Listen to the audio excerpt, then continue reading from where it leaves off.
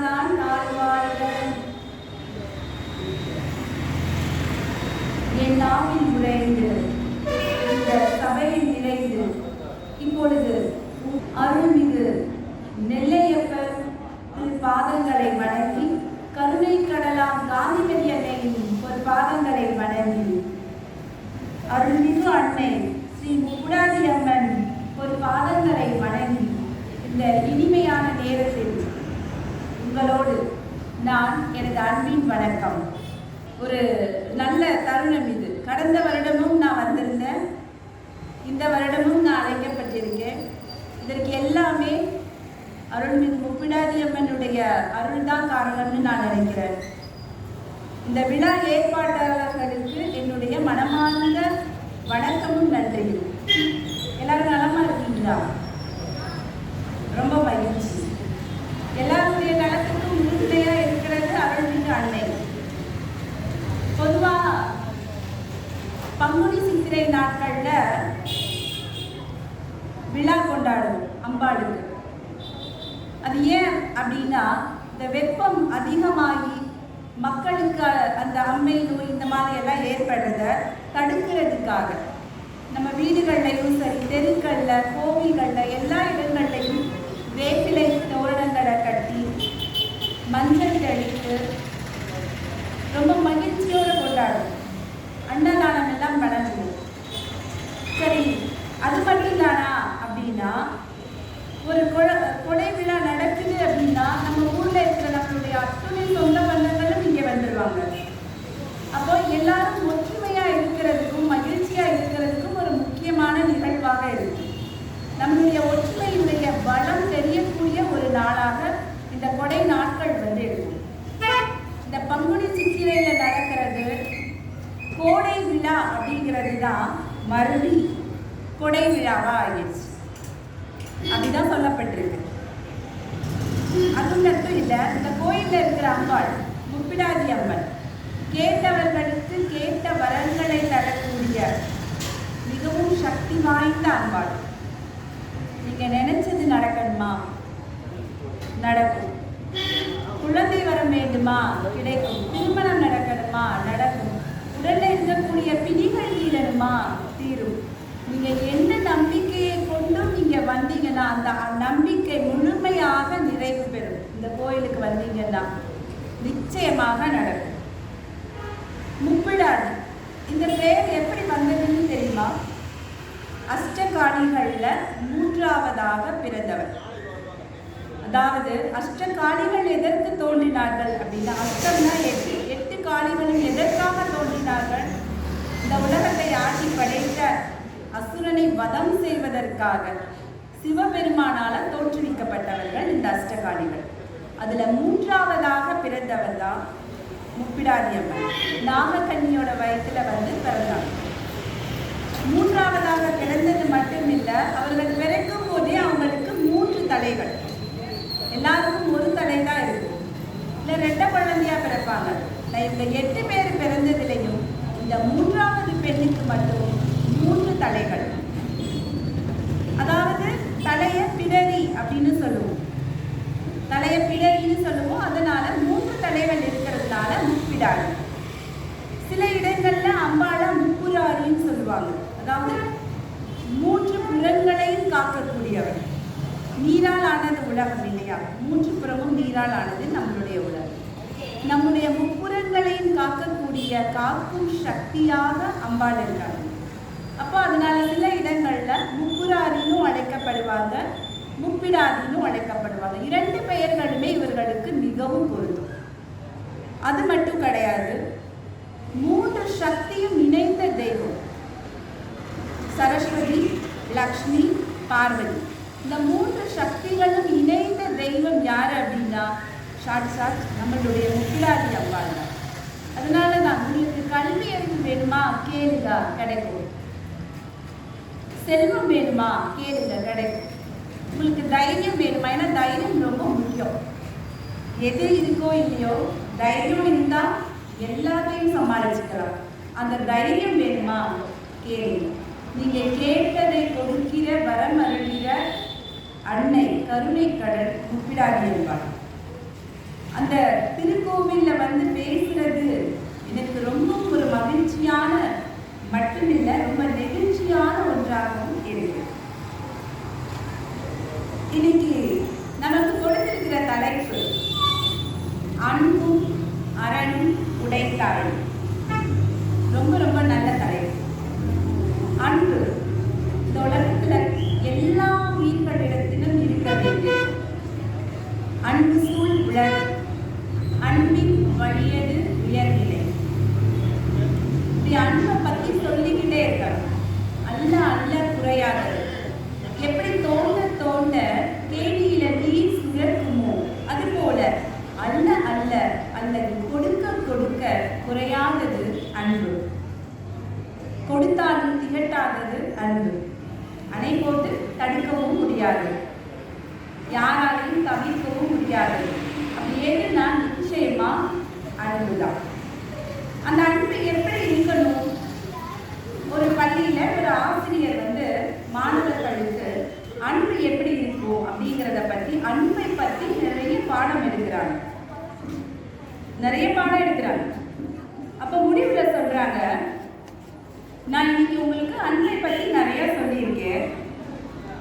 நாளைக்கு நீங்க வரும்போது அன்பின் வெளிப்பாடாகவோ அல்லது அன்பு குறித்தோ ஏதாவது ஒரு பொருளை நீங்க கொண்டு வரணும்னு சொல்றாங்க. நமக்கு என்ன தோணும்? ஒவ்வொருத்தருக்கும் ஒன்று தோணும் இல்லையா? குழந்தைங்களோட இயல்பு அதே மாதிரி ஒவ்வொருத்தருக்கும் ஒன்று தோணுது. அப்போ மறுநாள் வகுப்பு தொடங்குது. அதே ஆசிரியருடைய அந்த வகுப்பு மாணவ மாணவிகள் அழைக்கிறாங்க. ஒரு குழந்தை என்ன கொண்டு வந்திருக்கா அப்படின்னா ஒரு அழகான பூ. இன்னொரு குழந்தை அழகான பறவை குஞ்சு. இன்னொரு குழந்தை இப்படி ஒவ்வொருத்தரும் ஒன்று ஒன்றா கொண்டு வராங்க. இப்படி அடுத்த குழந்தை ஆளுக்கு ஒரு பொருளை கொண்டு வராங்க. மலர் கொண்டு வந்திருக்காங்க, ஒரு பொண்ணு வனத்து பூச்சி கொண்டு வந்திருக்காங்க, இன்னொரு பொண்ணு பறவையினுடைய குஞ்சு கொண்டு வந்திருக்கு. அழகான ஒவ்வொரு பொருளாக கொண்டு வந்து காட்டுறாங்க. ஒரே ஒரு குழந்தை மட்டும் எதுவுமே கொண்டு வரல. ஆசிரியருக்கு ரொம்ப ஆச்சரியமா இருக்கு. நான் நேற்று அவ்வளோ தூரம் வகுப்புல பாடம் நடத்தினேன், எல்லாரும் ஆர்வமா கேட்டீங்க, அன்பு பத்தி அவ்வளோ அழகா புரிஞ்சுக்கிட்டீங்க. உங்களுடைய அன்பின் வெளிப்பாடாக எல்லாரும் ஒரு பொருளை கொண்டு வாங்கன்னு சொல்லியிருக்கேன். ஆனா எல்லாரும் கொண்டு வந்துட்டீங்க, யாரும் ஒருத்தர் கொண்டு வரல, அது நீதான். அப்ப அந்த கொண்டு வராத காரணம் என்னன்னு நான் தெரிஞ்சுக்கணும் அப்படின்னு சொல்லுவேன். அந்த குழந்தை அழகா சொல்லுது, டீச்சர், நான் முதல்ல ஒரு பூவை பறிக்கணும்னு நினைச்சேன். அந்த பூ தென்றலோடு சந்தோஷமாக ஆடிக்கொண்டிருந்தது.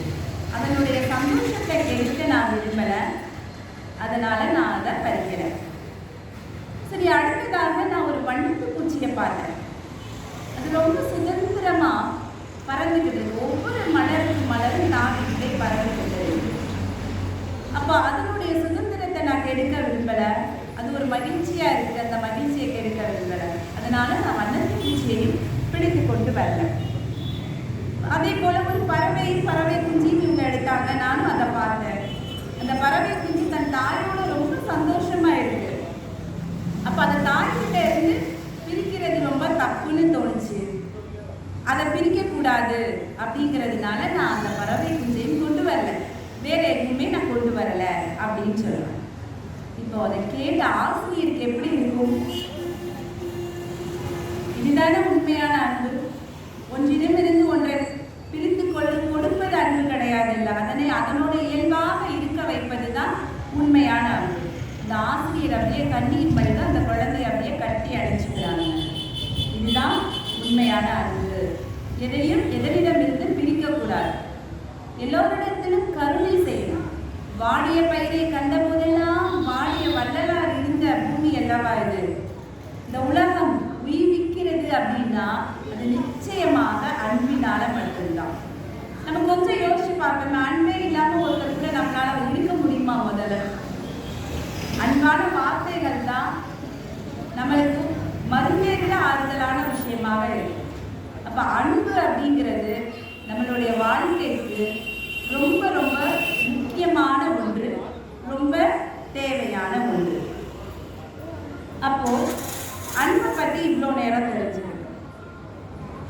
அறம் அப்படின்னா என்ன? ஏதாவது வார்த்தைகளுக்குள்ள அதை குறிப்பிட முடியுமா? நிச்சயமா முடியாது. ஒரு சில வார்த்தைகளுக்குள்ள வசப்படாத மிக உன்னதமான ஒரு வார்த்தை என்ன அப்படின்னா தமிழ்ல நிச்சயமாக அறம் தான். எதனால அப்படி சொல்றோம்? இங்க படிக்கிற குழந்தைங்க இருக்கீங்கல்ல, நீங்க தமிழ்ல படிக்கிற முதல் செய்யுள், அதாவது முதலாவது வகுப்புலேயே முதல்ல படிச்ச ஒரு செய்யுள் என்னது? ஆத்திச்சூடியில முதல்ல வர்றது என்னது? யாராவது சொல்ல முடியுமா? அறம் செய்ய விரும்பு. அதானே படிச்சீங்க?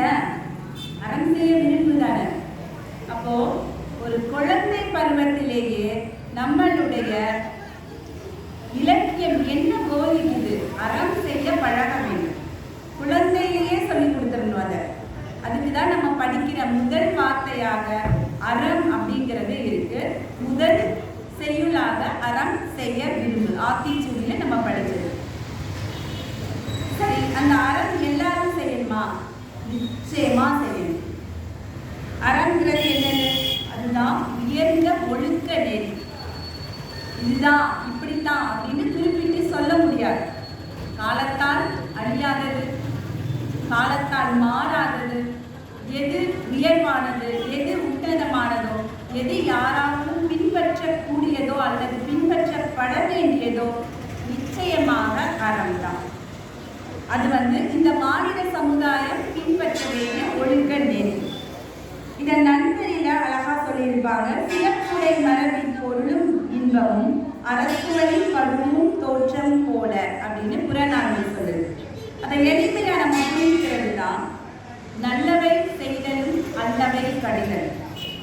எவையெல்லாம் நன்மையோ அது எல்லாம் அறம். நம் செய்யக்கூடிய செயல்களில் இருக்கிற அத்தனை நன்மையும் அறம். பிறருக்கு தீங்கு செய்யாதது அறம்.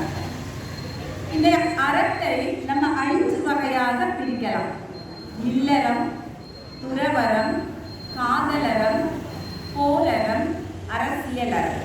இப்படி 5 வகையாக இந்த அறத்தை நம்மளுடைய இலக்கியம் பிரிச்சு வச்சிருக்கு. அப்ப எது எல்லாம் எந்த வகையிலெல்லாம் நாம் செயல்படுகிறோமோ அதில் எல்லாமே நிச்சயமாக நாம அறம் செய்ய வேண்டும். எப்படி ஆத்திச்சூடியில படிச்சோமோ அதே மாதிரி ஔவையார் இன்னொன்னும் சொல்லியிருக்காங்க. கொடையும் தயையும் பிறவி குணம். கொடையும் தயையும் பிறவி குணம். ரொம்ப அழகான வார்த்தைகள். ஒரு குழந்தை, இந்த மாதிரி ஒரு சின்ன குழந்தை, ஒரு பெரிய செல்வந்தர் வீட்டு குழந்தை நடைவண்டி ஓட்டி நடந்து பழகுது. அப்போ அந்த வழியா வந்த புலவர் அந்த குழந்தைய புகழ்ந்து பாடுறார். அந்த பாட்டை கேட்டு மயங்கின அந்த குழந்தை தான் வைத்திருந்த இந்த நடைவண்டியை உடனே அவருக்கு பரிசா கொடுத்துருவார். அப்போ அந்த புலவருக்கு அவ்வளவு ஆச்சரியம். பெரியவங்க பரிசு கொடுக்கிறது ஒரு பெரியதான விஷயம் கிடையாது. ஆனா ஒரு சிறு பிள்ளை, ஒரு சிறு குழந்தை அந்த பாடலுக்கு மயங்கி இந்த நடைவண்டியை கொடுக்குது அப்படின்னா அது எவ்வளவு பெரிய விஷயம். அவர் சொல்றாரு, நீ நடை பழகும் முன்னேயே கொடை செய்ய பழகி அப்படின்னு இன்னும் புகழ்ந்து இந்த குழந்தைய பாடுறார். அப்ப நம்ம சிறு வயதிலிருந்தே இந்த அறங்களை இந்த குழந்தைகளுக்கு சொல்லிக் கொடுக்கணும். பிறர்கிட்ட இனிமையா பேசுறதும் அறம் தான். ஒருத்தர் மனசு சோர்வா இருக்காங்களா, அவர்கள்கிட்ட ஆறுதலா பேசுறதும் அறம் தான். அதுக்காக நிறைய காசு செலவு பண்ணி தான தர்மம் பண்றது அப்படிங்கிறது எல்லாராலும் இயலுமா அப்படின்னா நிச்சயமா அது ஒரு யோசனையான விஷயம். ஆனா நம்மால இயன்ற வகையில எல்லாம் அறம் செய்யணும். அத வள்ளுவம் எப்படி சொல்லுது அப்படின்னா, ஒல்லும் வகையால் அறவினை ஓவாது செல்வாய் எல்லாம் செயல். நம்மால என்னென்ன வழிகளில் எல்லாம் முடிகிறதோ அந்த வழிகளில் எல்லாம் அறம் செய்ய வேண்டும். அது தர்மமாகவும் இருக்கலாம், ஆனா நிச்சயமாக அது நல்லது. தர்மம்ங்கிறது எல்லாராலும் எல்லா நேரங்களிலும் செய்ய இயல்பாங்கிறதுனால ஒருத்தருக்கு ஆறுதலான ஒரு வார்த்தைகள் அதை திருமூலர் திருமந்திரத்தில் அழகா சொல்லியிருப்பார். யாவர்க்குமாம் இறைவர்க்கு ஒரு பச்சிலை, யாவர்க்குமாம் பசுவுக்கு ஒரு வாயுரை, யாவர்க்குமாம் உண்ணும் போது ஒரு கைப்பிடி, யாவர்க்குமாம் பிறருக்கு இன்னுரைத்தானே. நம்ம இறைவனை பார்க்க போறோம், வெறும் கைகளோட போகக்கூடாது. நம்மளால முடிஞ்ச ஏதாவது இலைகளை, அது துளசியா இருக்கலாம், வில்வமா இருக்கலாம், அவர் எந்த இலைன்னு குறிப்பிடல, எந்த கடவுளை நீ கும்பிடணும்னு சொல்லல. நீ கும்பிடுற கடவுளுக்கு ஏதாவது ஒன்று வாங்கிட்டு போ. அதே மாதிரி பசு நம்ம தெருவுலலாம் ரொம்ப திரிஞ்சுக்கிட்டே இருக்கும். அதுவும் இப்பம்லாம் அது தொழுவத்தில் இருக்கிறத விட சாலைகளில் இருக்கிறது தான் ரொம்ப அதிகமாக இருக்கு. இந்த பசுவுக்கு நம்மால முடிஞ்ச ஏதாவது ஒரு உணவு, சரி அதுவும் ஒன்னால முடியலையா, நம்ம எல்லாருக்கும் விருந்து சமைச்சு எப்போதும் போட முடியாது. நம்ம சாப்பிடுற உணவுல இருந்து ஒரு கைப்பிடி அதை எடுத்து நம்மோட இருக்கிறவங்களோட பகிர்ந்து சாப்பிடணும். அந்த பகிர்தல்ங்கிறது ரொம்ப முக்கியமான விஷயம். அந்த பகிர்தல் மனித நேயத்தை, மனித தன்மையை இன்னும் அதிகமாக வளர செய்யும். அப்படி அந்த உணவு ஒரு கைப்பிடி நம்ம சாப்பிட்றதுல இருந்து கொஞ்சம் இன்னொருத்தனுக்கும் கொடுத்துட்டு சாப்பிடணும்.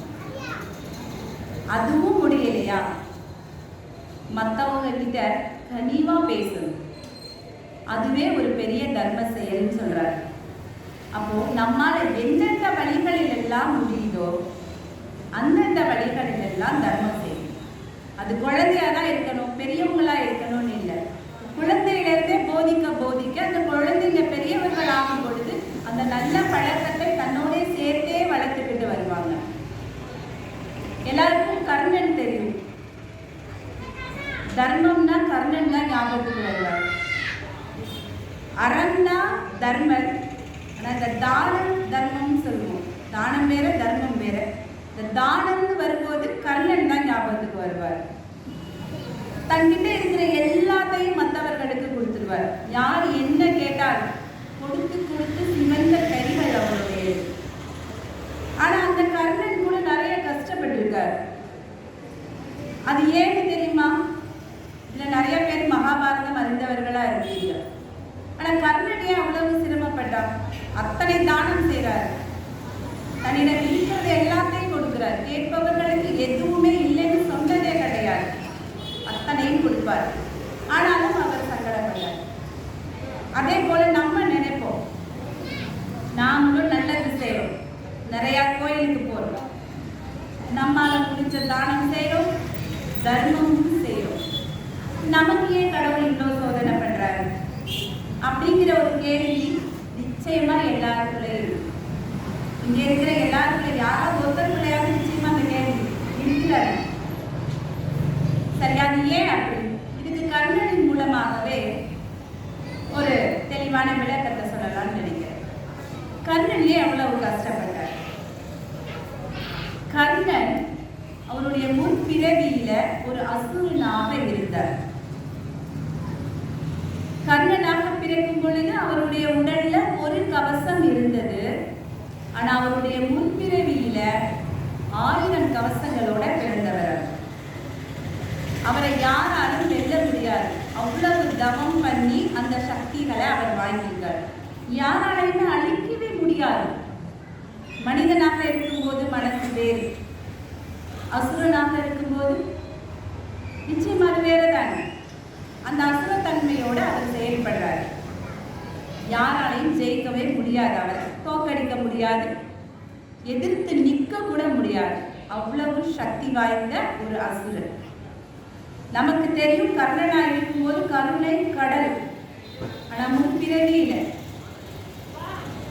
அவருடைய பலம் அவருக்கு அத்துணை ஆணவத்தை கொடுக்கின்றது. சரி, அவ்வளவு பலம் இருக்கு, அவரை யாரால ஜெயிக்க முடியும்? அவரை ஜெயிக்கணும்னா 12 வருடம் தவம் பண்ணணும், 12 வருடம் போர் பண்ணணும். அப்படி 12 வருஷம் தவம் பண்ணி 12 வருஷம் போர் பண்ணி அவரை தோற்கடிச்சா ஒரே ஒரு கவசத்தை மட்டும்தான் கலட்ட முடியும். இப்படி எத்தனை வருடங்கள், எத்தனை யுகங்கள் ஆகக்கூடும்? யாரால முடியும்? எல்லாரும் திகச்சிருக்காங்க, வேதனையில இருக்காங்க. இப்ப எப்பயுமே நம்ம ஒரு துன்பம் வந்தா யாரை நோக்கி ஓடுவோம்? இறைவனை நோக்கி. எல்லாரும் மகாவிஷ்ணுவை நோக்கி ஓடுறாங்க, பரம்பொருளே எங்களை காப்பாற்றுங்கன்னு சொல்லிட்டு. இந்த விஷயங்களை தெரிந்த அவர் என்ன செய்யறாரு? நர நாராயணராக அவதரிக்கிறார். நரன்னா யாரு? யாராவது சொல்ல முடியுமா? நரன் அப்படின்னா மனிதர், நாராயணர் பெருமாள். மனிதராக ஒரு அவதாரமாகவும் பெருமாளாகவும் 12 வருடங்கள் தவமும் 12 வருடங்கள் போரும் ஒரே நேரத்தில் நிகழ்த்துறாங்க. இப்படியாக அந்த போர் நடக்குது. 999 கவசங்களை அகற்றியாச்சு. ஆனா இந்த போருடைய காரணத்தினால இந்த பிரபஞ்சம் முழுக்க பிரளயம் ஆயிடுச்சு. யாராலும் அங்க வாழ முடியல. கடைசியில அந்த கர்ணன், அவருடைய முற்பிறவியின் பெயர் சகஸ்ர கவசம். கவசங்கிறது அவருடைய மேல் இருக்கக்கூடிய அந்த கவசம். சகஸ்ரம் என்றால் 1000ன்னு அர்த்தம். இந்த சகஸ்ர கவசம் என்ன பண்றாரு? சூரிய லோகத்துக்கு போயிடுறாரு, அங்க போய் மறைஞ்சிடுறாரு. இப்படியாக அந்த நிகழ்வு முடியுது. இப்ப அவர் அந்த எல்லாத்தோடைய அந்த பிறவி கடன்களை தீர்க்கணும் இல்லையா? இப்ப அவர் இந்த மீதம் இருக்கிற ஒரு கவசத்தோட மகாபாரதத்துல குந்தியின் மகனாக பிறக்கிறார், சூரியபுத்திரனாக அவதரிக்கிறார். இப்ப அவருடைய உடம்புல ஒரு கவசமும் குண்டலமும் இருக்கு. அந்த கவச குண்டலம் இருக்கிற வரைக்கும் அவரை யாராலும் எதுவுமே செய்ய முடியாது. இந்த இடத்திலையும் நரநாராயணனாக வருகிறார். நரனாக அர்ஜுனன், நாராயணன் சாட்சாத் கண்ண பரமாத்மா. இப்பவும் இவங்க 2 பேர் வராங்க. இதுல பஞ்சபாண்டவர்கள் 12 வருடம் வனவாசம் போவாங்க. அந்த வனவாசம் தான் அர்ஜுனன் நரனாக மேற்கொண்ட தவம். யாரை அழிப்பதற்காக அப்படின்னா, எல்லா விஷயத்துக்கும் ஒரு காரணம் உண்டு. எல்லா காரியங்களுக்கும் நிச்சயமாக ஒரு காரணம் உண்டு. அப்ப இந்த நாராயணன் இவனோடு நேரடியாக போர் செய்யக்கூடிய சாட்சாத் நம்மளுடைய கண்ண பெருமாள். அப்ப நரனாக அவர் 12 வருடம் காட்டுல தவம் இருக்காரு. அவரை காட்டுக்கு அனுப்பிப்பாங்க இல்லையா? அப்ப தவம் இருந்து இங்க கர்ணனை அழிப்பதாக அந்த கவசம் அந்த அதுவும் எப்படி அகற்றப்படுதுன்னா இந்திரனை அனுப்பி அந்த கவசம் அகற்றப்படுது. அதுக்கப்புறம் அந்த கர்ணனையும் அழிக்கப்படுறாங்க. அப்ப என்ன தானம் தர்மம் செய்தாலும் நமக்கான பிறவி கர்மா இருக்கும். நம்ம வழி தெரியாம வலிக்கும் தான். சில விஷயங்கள் ஏதோ ஒரு பூச்சி கடிச்சிருச்சோ, கீழே விழுந்துருச்சோனோ வலிக்கும். ஆனா அந்த வலி தெரியாம இருக்கிறதுக்கு மாத்திரை போட்டுப்போம் இல்லையா?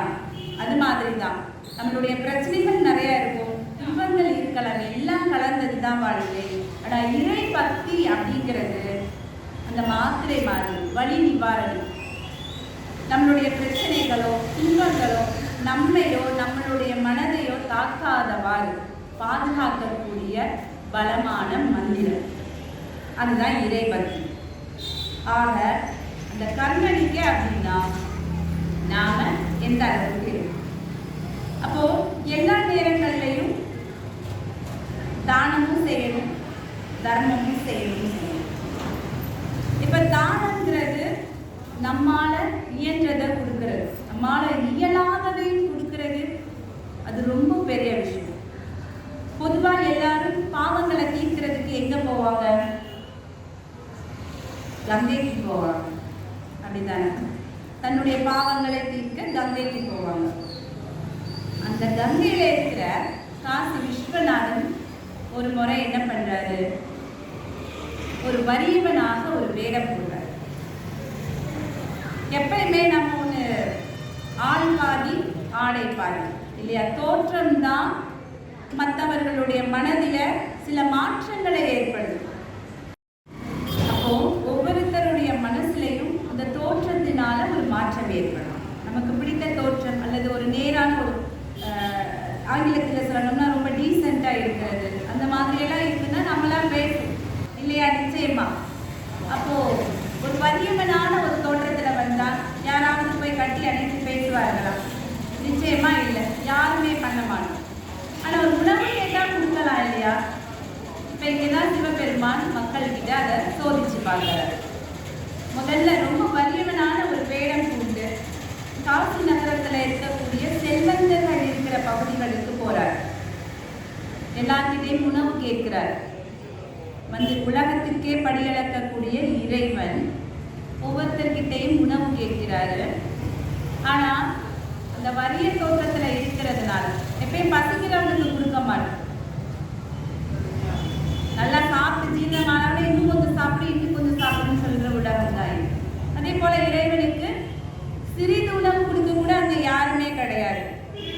இப்ப இறைவன் நடுத்தர பகுதி மக்கள் வாழக்கூடிய இடத்துக்கு போறாரு.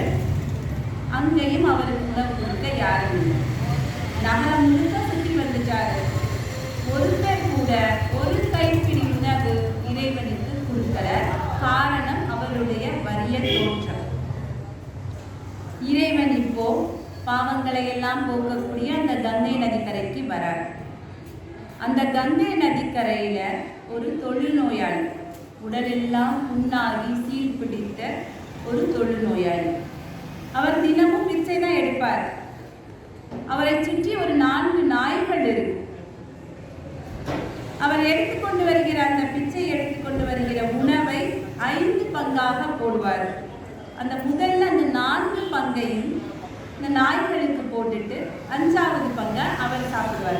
அதுவுமே முதல்ல நாய்களுக்கு தான் அவர் கொடுப்பார். முதல்ல தான் முன்னிட்டு மிச்சத்தை நாய்களுக்கு போட மாட்டார். இந்த நேரத்தில் அவர் 4 நாய்களுக்கு உணவை போட்டுட்டாரு. இறைவன் வந்து இப்ப கேட்கிறார், ஐயா எனக்கு பசிக்குது. உடனே இவர் என்ன செய்யறாரு, தன் கையில இருந்த அந்த உணவை அப்படியே இறைவன் கிட்ட கொடுக்கிறார். இறைவன் அதை இனி கைகளால வாங்கிக்கிறார். வாங்கியாச்சு. இப்ப இறைவன் கேட்கிறாரு, நான் யாருன்னு உனக்கு தெரியுதா? ஆனா அவர் எதுவுமே சொல்லல. பேசாம தலையை குளிச்சு அமைதியா உட்கார்ந்துட்டார். அவர்கிட்ட இருந்த பிச்சை எடுத்து வரப்பட்ட அந்த கொஞ்சோண்டு உணவையும் இறைவனுக்கு கொடுத்துட்டாரு. அவர் கேட்டதுக்கும் பதில் சொல்லல. இறைவனுக்கு கோபமா வருது. கொஞ்சம் அகட்டி கேட்கிறார், இன்னும் அமைதியா இருக்க, நான் யாருன்னு உனக்கு தெரியுமா? அந்த தொழுநோயாளி அமைதியா சொல்றாரு, நீங்க தான் அந்த காசி விஸ்வநாதன், எம்பெருமான்னு சொல்றாரு. இப்ப இறைவனுக்கே ரொம்ப ஆச்சரியமா இருக்கு. யாராலையும் கண்டுபிடிக்க முடியல. உயர்ந்த வசதியுள்ள இடத்துக்கு போனேன், கண்டுபிடிக்க முடியல. நகரத்தை நார்மலா இருக்கிற இடத்துக்கு போன அங்கேயும் யாரும் நடுத்தர மக்கள் அவர்களாலும் கண்டுபிடிக்க முடியல. நகரம் முழுக்க சுத்தி சுத்தி வந்த யாராலும் கண்டுபிடிக்க முடியல. நீ எப்படி எப்பா கண்டுபிடிச்ச அப்படின்னு கேட்கும்போது அந்த தொழுநோயாளி ஒன்றுதாக சொல்றாரு, இத்தனை புண்களோட சீல்வடிகிற என் கைகளில் இருந்து உணவை வாங்கி உண்கிறாய் என்றால் நிச்சயமாக நீ அந்த காசி விஸ்வநாதனாக இல்லாமல் வேறு யாராக இருக்க முடியும்? எவ்வளவு பெரிய விஷயம். நம்ம ஒருத்தரை தொடக்கூட மாட்டோம். ஆனா அந்த அவர்கிட்ட இருந்து உணவு வாங்கி சாப்பிடுறாரு அப்படின்னா நிச்சயமாக அது கடவுளாகத்தான் இருக்கும் அப்படிங்கிறத அவர் அழகா சொல்லியிருப்பார். அப்போ தானம் பெறுவதாகட்டும் கொடுப்பதாகட்டும் யார்கிட்டையும் நம்ம வேதம் பார்க்கக்கூடாது. எல்லா நிலை மக்கள்கிட்டையுமே நாம அன்பு காட்டணும். அதைத்தான் அறம் வந்து திரும்ப திரும்ப சொல்லிக்கிட்டே இருக்கு. உயிர்களிடத்தில் அன்பு வேணும், உயிர்களிடத்தில் அறம் வேணும். இந்த உலகம் உய்வது அன்பினால் தான், உயர்வது அறத்தினால். அப்ப அந்த ஒழுக்க நெறிய நமக்குள்ள கொண்டு வர்றது அறம்தான். அறத்திற்காக ஒரு அதிகாரத்தையே ஒதுக்கி எழுதியிருப்பார் வள்ளுவர். ஒவ்வொரு குறளும் அத்துணை சிறப்பானதாக இருக்கும். அதுல ஒரே ஒரு குறள் நான் உங்களுக்கு சொல்லிட்டேன்.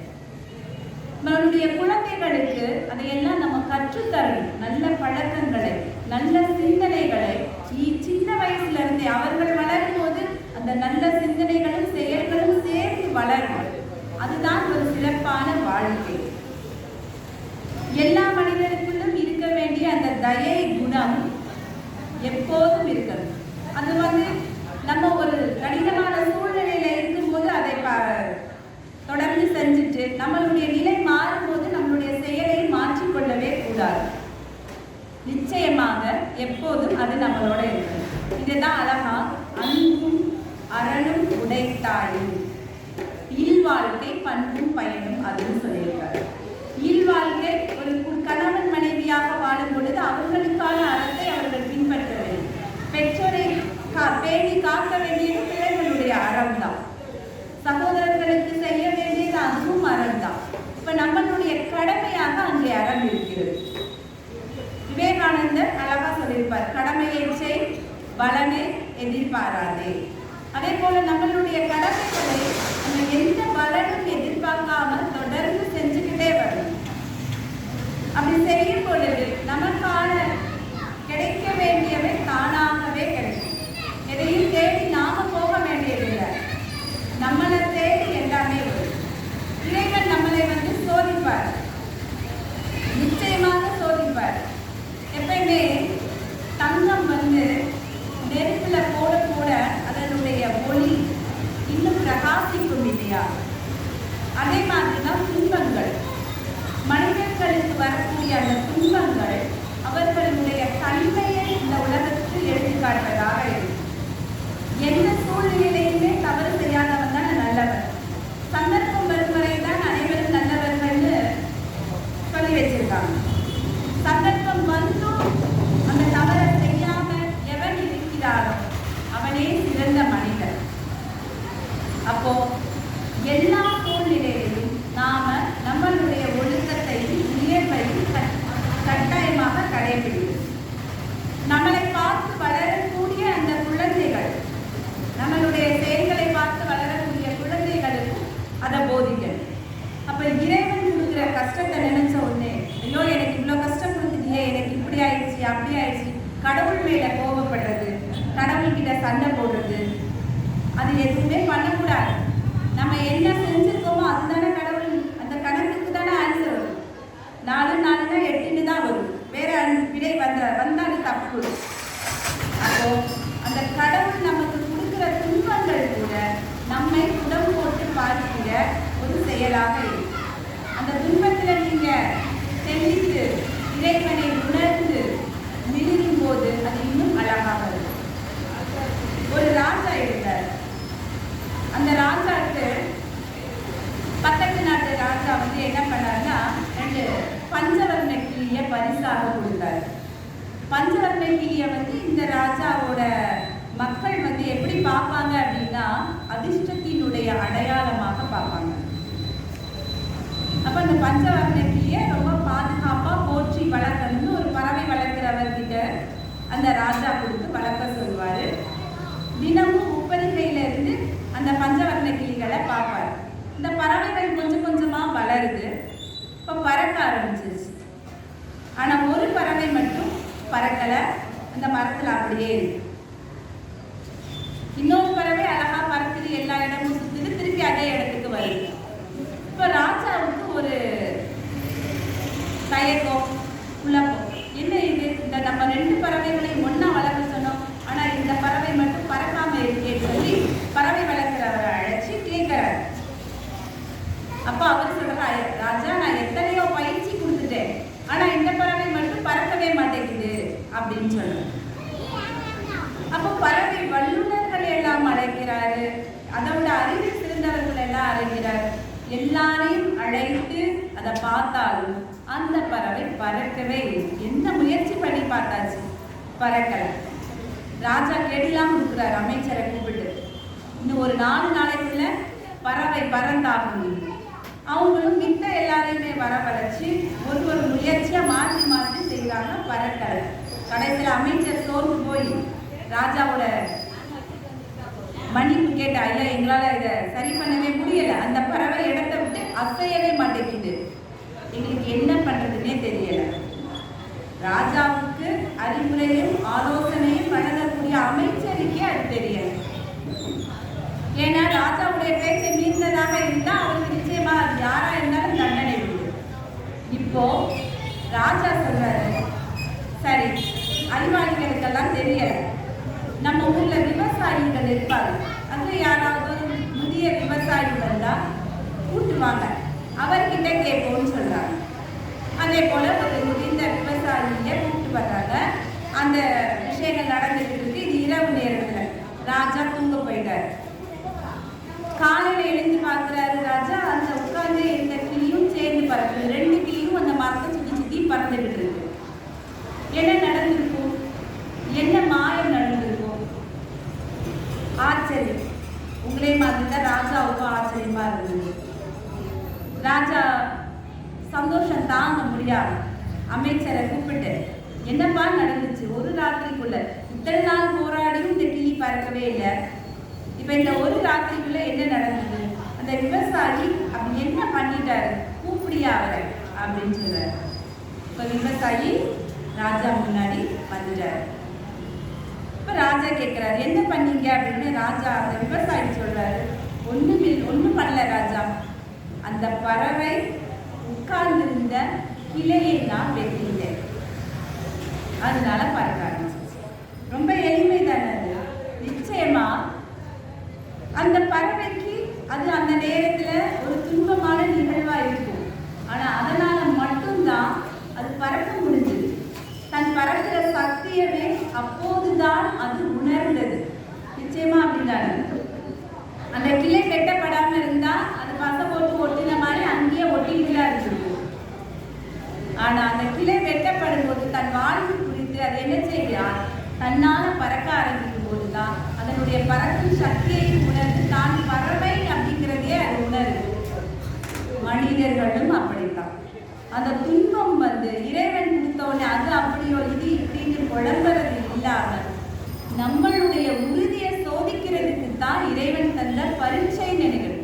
பரீட்சைனா எவ்வளவு கவனமா எழுதுவோம், பாஸ் ஆகணும் இல்லையா?